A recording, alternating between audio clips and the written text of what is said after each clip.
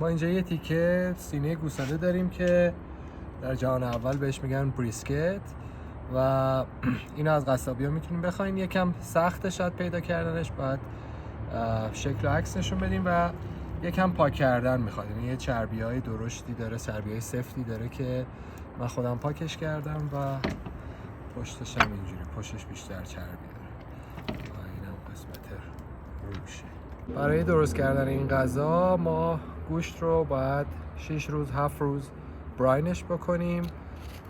متریالی که داریم برگبوه، چوب دارچین، رزماری، سیر حبه، آلسپایس و نمک و شکر قهوه‌ای، فلفل چیلی، دونه خردل، فلفل سیاه، دونه گیشنیز و یک کمی اسانس دود.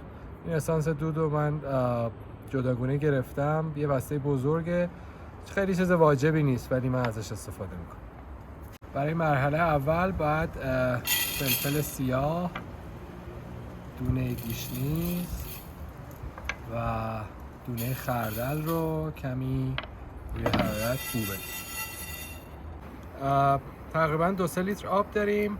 حالا بعدا آبم بهش اضافه میکنیم. آبش باید در حدی باشه که تمام گوشتمون رو بگیره. من از شکر قهوه‌ای استفاده میکنم، نمک،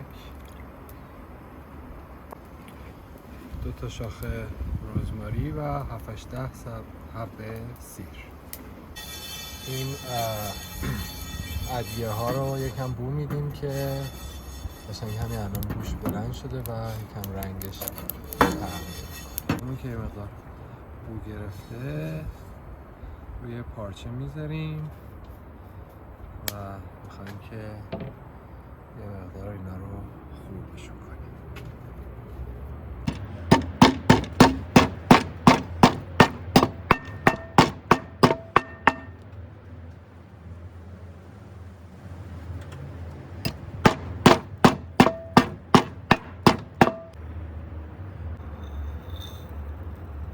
این ادویه های بو دادمونه. فلفل چیلی بهش اضافه میکنیم، ادویه آلسپایس، کمی اسانس دود و یه 2-3 برگ بو رو پاره میکنیم و میریزیم و بعد یه چوب دارچین.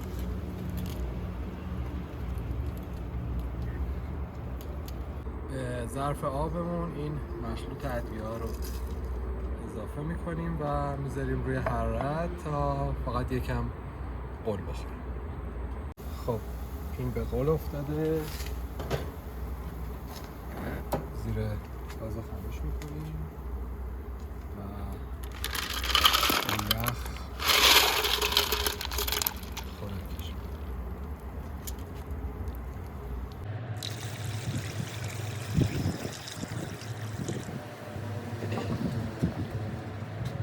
مایه براینمون رو ریختیم روی گوشتمون و این 1 هفته میره توی یخچال.